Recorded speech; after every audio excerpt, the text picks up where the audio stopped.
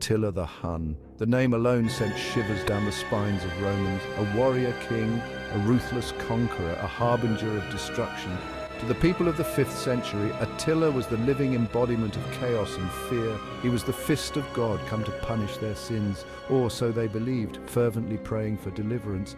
Imagine living under the shadow of such terror, where every day could be your last. Your world built on centuries of Roman peace and stability crumbling before your eyes. The earth trembles under the hooves of 1,000,000 horses, a sound that heralds doom. The sky is dark with the smoke of burning cities, a testament to the destruction left in his wake. And through the flames you see him, the figure of dread, Attila, the scourge of God, the name that struck fear into the hearts of many. His name echoed across the battlefields of Europe, a symbol of relentless conquest. His armies, a terrifying mix of Hunnic warriors and conquered peoples, spread like a plague across the continent, leaving devastation in their path. From the steppes of Asia to the heart of the Roman Empire, Attila's reign was a whirlwind of violence and devastation, reshaping the known world. The Roman Empire, once a beacon of civilization, now trembled on the brink of collapse, its glory fading.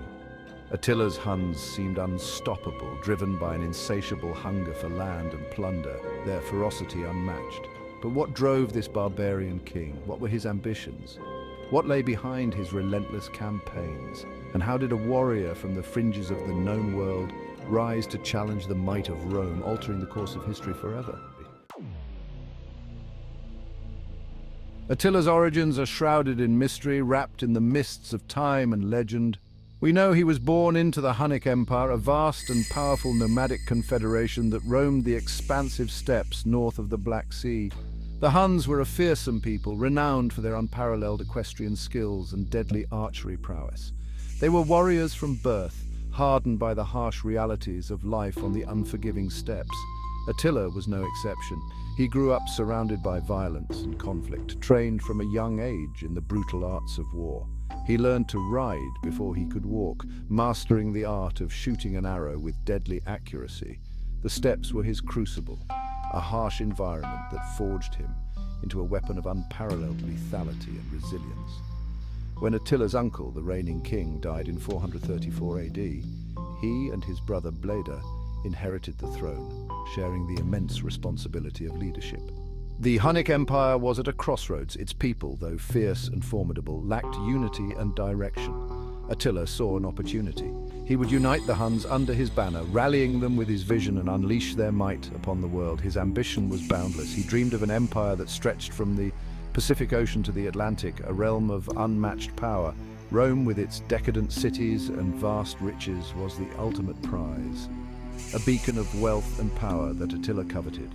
But first, Attila had to consolidate his power, crush any opposition within his ranks, and ensure his dominance over the Hunnic tribes.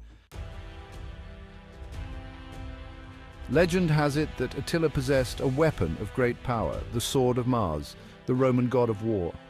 This legendary weapon was said to grant its wielder unparalleled strength and authority. This sword, said to have fallen from the heavens, was a symbol of Attila's divine right to rule. It was believed to be a gift from the gods, marking him as a chosen leader. Whether or not the sword was real is debatable, but there's no denying the impact of its symbolism. The mere belief in its existence was enough to inspire loyalty and fear. Attila wielded the sword of Mars not just in battle, but also in diplomacy. It was a tool of power, used to assert dominance and command respect.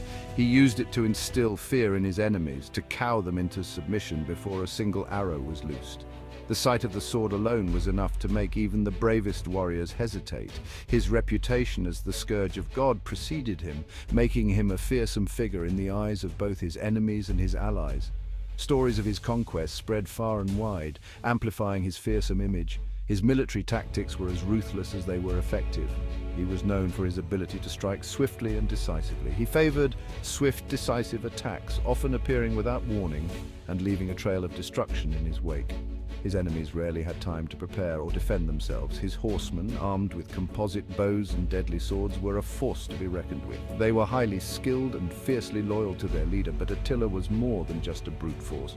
He was a master of strategy and psychological warfare.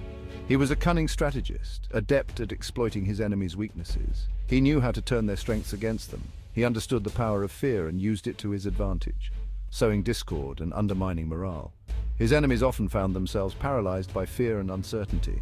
His enemies, often divided and demoralized, were easy prey for the Hunnic war machine.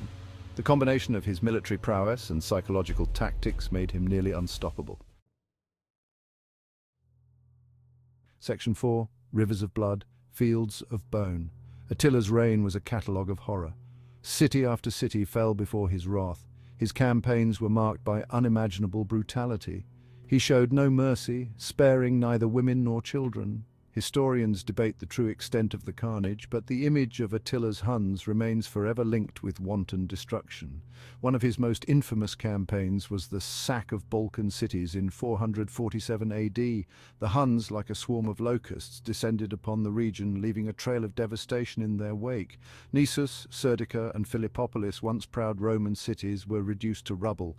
The Battle of the Catalonian Plains in 451 AD stands as a testament to both Attila's military might and the desperation of his enemies.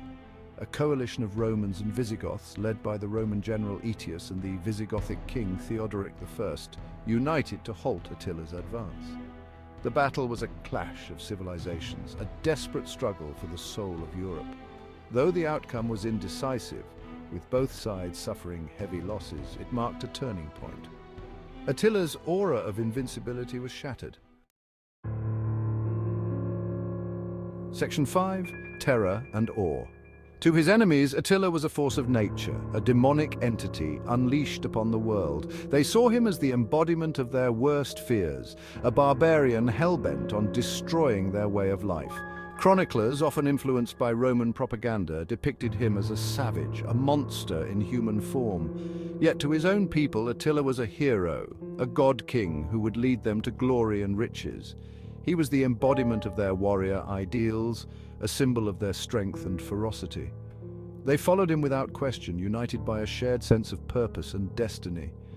The truth, as always, lies somewhere in between. Attila was a product of his time and his culture. He was a ruthless pragmatist, driven by ambition and a thirst for power. He was a master of propaganda, cultivating an image of terror to further his goals. He understood the power of fear, and he used it with chilling effectiveness.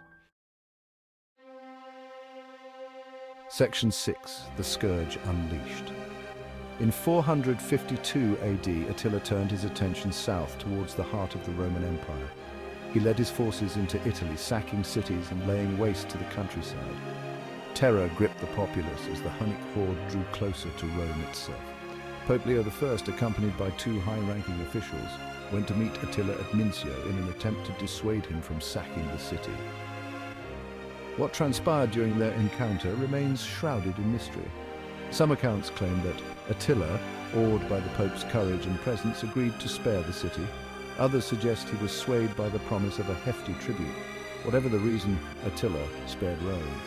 The Eternal City breathed a collective sigh of relief as the Hunnic horde turned away, leaving a trail of destruction in their wake. But the respite was to be short-lived.